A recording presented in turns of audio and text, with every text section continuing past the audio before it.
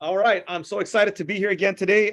We are actually live once again this week, I actually had one really important question. I think I had a couple of different questions that are coming to me from different places, and I'm trying to pick a question that I feel is very relevant and can be helpful. And I'll try to pick as many questions as I can on a weekly basis. But here's one that really struck a chord with me that I thought was really powerful. And this question is this. Okay.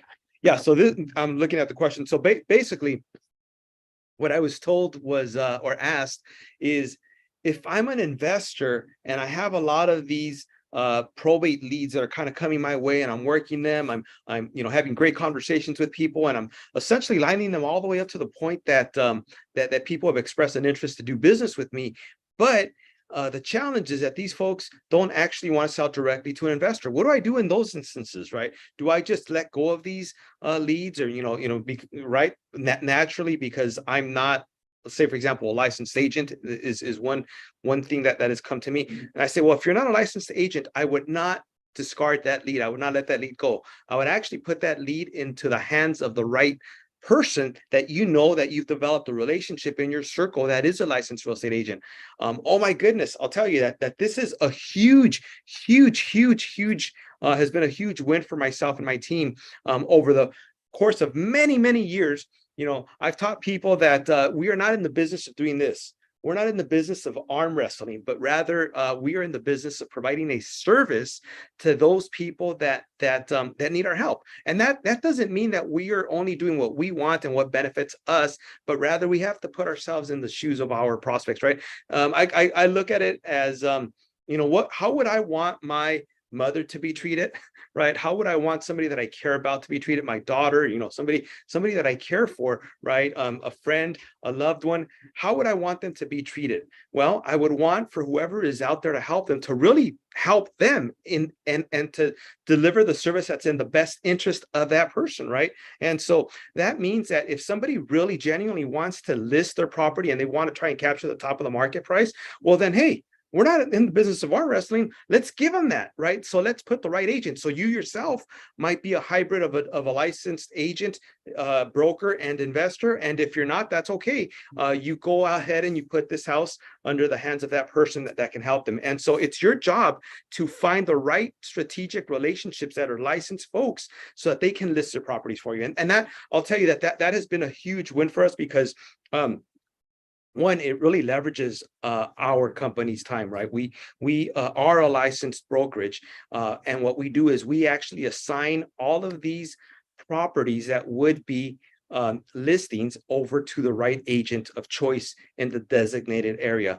And it's a win-win because I know these agents are going to go out, they're going to go the extra mile for these folks. They're going to deliver a quality service to these people, and help them obtain the highest price possible that the market will bear. They're going to spend all their time, energy, money, and resources to make sure that client gets that highest price for that property. And I'll tell you, agents are very valuable asset to the real estate industry, and people will especially start to value real estate agents today in this market because they're the ones that will actually push your property to be sold, right? And they will put the right buyer in place, scenarios where everybody walks away happy. Now if you yourself are a licensed agent, then I would say don't have this tunnel vision where you're only looking to service people with only one method of service, right? Like if you're only a licensed agent, then understand that you can also be a real estate investor, and you are able to wholesale properties, you are able to retail flip properties as well. So you can wear both hats.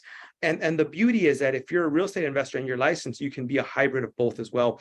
And so all that to say is that has really helped us a lot, and especially in this market, that I'll tell you that the students that I coach and are having so much success, with this model, where they are basically giving the seller what they want. And oftentimes it is, listing a property. However, there are many sellers that we all know in the probate space that don't want to deal with that middleman, right, or middlewoman, right? They want to actually sell direct to the would-be buyer, and that's where we come in as well, right? Well, we put on that hat and we say, yeah, I can help you, but how we approach these scenarios is really, really important. So I think that a big mistake that people make when they're in front of a potential seller that's going through probate is that they sort of hit them with this one trick pony act, right? Like, I can buy your property and I can close in 7 days and I can blah blah blah blah blah, right? It's the same spiel, it's the same story that everybody else is saying, and that doesn't position you any different from everybody else, right? You want to be different in this marketplace, and the best way to be different is to really diagnose what this seller needs, right? To really sit there and understand, ask a lot of questions, and do a lot of listening, so that you can really hear what their challenges are and how you can help them overcome these challenges, and how you can essentially, create a raving fan out of you, right? Because you have brought resolution. So now what can you do? The part B to that question is what kind of a commission split can I or referral fee can I create? And that's a great question. It depends on the relationship that you have with the agent. For the most part, the splits that we have created with our agents are a 50-50 split.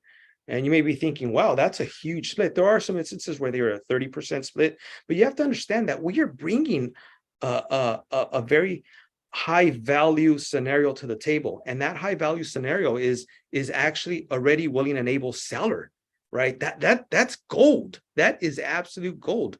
And we're essentially lining these folks up to the table, so that business can be conducted. And so especially when you're finding yourself doing this consistently, you'll find that these agents are more than happy to share and split in that commission. And obviously people have to have the right mindset, because if somebody has sort of a scarcity mentality, or that they're in this kind of zone where, like, there's no way that I could share my commission or split, well, then that's fine. That's just how they feel, nothing personal. You move on to the other person that is a little more open-minded and willing to see the big picture, the benefit of repeat business going out to them. So the splits could be, really as high as you want them to be. But what I have found is fair is anywhere between 30 to 50%.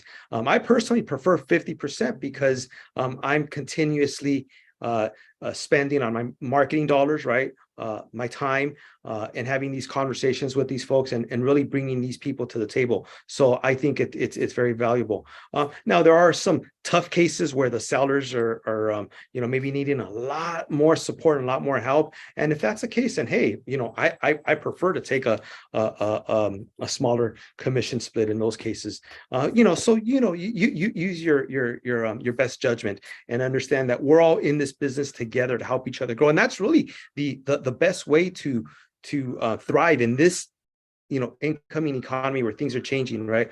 Don't only think about yourself, but think about how everybody else can join in the benefit of the team. So let me see if there are any other questions here. I do miss a lot of the questions oftentimes, and I'm so sorry about that, because you guys have some amazing things to ask here. So let's see here. Somebody's asking. So Vonnie May, I hope I've got your name correct. Vonnie May is saying, how to market to attorneys. Great question, Vonnie. Fantastic. I love this question. How do I market to attorneys? There are various ways. You have to be able to put yourself in the shoes of the person that you're reaching out to, right? These people are busy. They're in business, and if you're calling, you have to understand what value you're bringing, right? Understand what needs they have. I'll tell you, some of the biggest needs that these attorneys have is that they are not real estate professionals, right? So they have these houses that are in probate. and oftentimes these houses are vacant. Who's carrying over these houses? Who's looking at over these properties, right? Well, that can be you. That can be you that goes out to these properties and offers a service where sort of a done for you service where you change the locks, you do different things from that. That's one way of providing service. A second way of providing service is the understanding what the value is of these properties, right, in their current condition. Again, most attorneys are not real estate professionals, and if you can provide them a punch list of everything that you see in that property that needs attention or repairs, and then even equate a value to that repair, that's a tremendous resource. So think about how you can be of service first and foremost. And there are many ways to get in touch with the attorneys. If you've got our probate list, you will know that in our probate list, we provide all of the attorneys' contact information and addresses and stuff like that. But you don't want to be a pest, right? You don't want to be that person that's calling them and just sort of spamming and bugging people, because that's a turnoff, right? And that's a needy personality, and that's not who you want to be. Understand your value is very, very high. It's equivalent to the value of that attorney as a real estate professional that you are.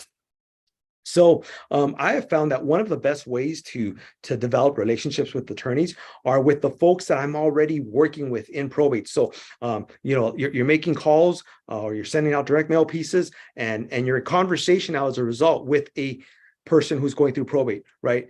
9 out of 10 times these people have attorneys, right? And so, they often will find themselves lost in being able to answer questions, as to what the process is or where they're at in this probate. And that's a great opportunity for you to pick up the phone and make an introduction to this attorney and start to build a relationship from that point forward. Now, hey, if you land that deal, and you take it all the way to closing, by all means, do not waste that, right?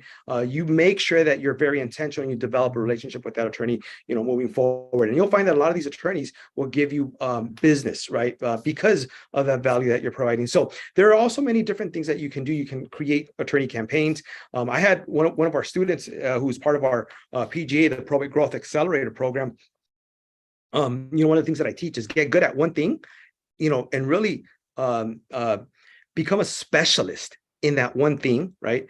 And then you can move on to the next thing. So the very first thing that he did is he became comfortable with making calls, right? Getting on the phone and prospecting. And as uncomfortable as it is, he did that, and he got really, really good at it until the day that his personal representative that was going through probate basically wasn't returning calls. So he came across that scenario. And so he looked this way, he looked that way, and there was no other alternative. And so I said, hey, well, you got to call the attorney. That's the next one in line. And so in doing so, and getting the right training as we provide for you in the Probate Growth Accelerator, he got to that call, and the attorney had basically a gatekeeper, right? That often happens is you've got these gatekeepers, and the attorney, the attorney's gatekeeper said that no, they already had somebody else, as an agent that would take this listing on. And what you want to do is you always want to try, right? Give it a shot. You've got nothing to lose, right? So that's exactly what he did, and he basically said, well, would it still be okay if I mailed you some information about myself that you guys can take a look at, and in the event that you want to explore another option, right, and have somebody else essentially be in position to compete for your business, to provide you the best service that should be rendered to you, you want to be able to look at a couple of different options, right? Would you be open to that? And sure enough, they said, yeah, go ahead and send that in the mail. That's exactly what he did. He put that package in the mail. They basically, landed on their desk at the right time. They opened it up, gave him a call, and guess what? He got the deal. And that's how it works sometimes, right? You'll never know if you don't try. You gotta go in. You gotta go up to bat. You gotta try. And that's part of it, right? So great question, Bonnie. I love that question there. I don't know if there are other questions, just because I don't see that on this screen. I've got to look outside of here. But I believe that is the again, I'm sorry if you did submit some questions. It's helpful if you can send these questions ahead of time, because then I can go in there and have these questions compiled, and then I can cover as many as I possibly can.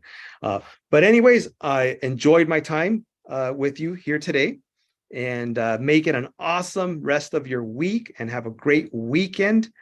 And I will actually, next week is Thanksgiving. So I will not see you next week. I was going to tell you that I will see you next week, but I won't see you next week. And I'll tell you something else. Next week is my birthday. So I am a turkey baby. Depending on the year. This year it won't quite land on Thanksgiving, but it'll be very close to that. So I will wish myself a happy birthday, and I will wish you a great Thanksgiving. And think about the things that you're thankful for. I always share these questions with my family, asking them what they are thankful for. Thank you, Greg. I see the comment. Thank you so much. But there is a lot to be thankful for, right? There really, really is. And it's easy to miss that. It's easy to miss, how good things are for us. It's easy to focus on, the things that aren't good in our life. But we have to be very, very intentional about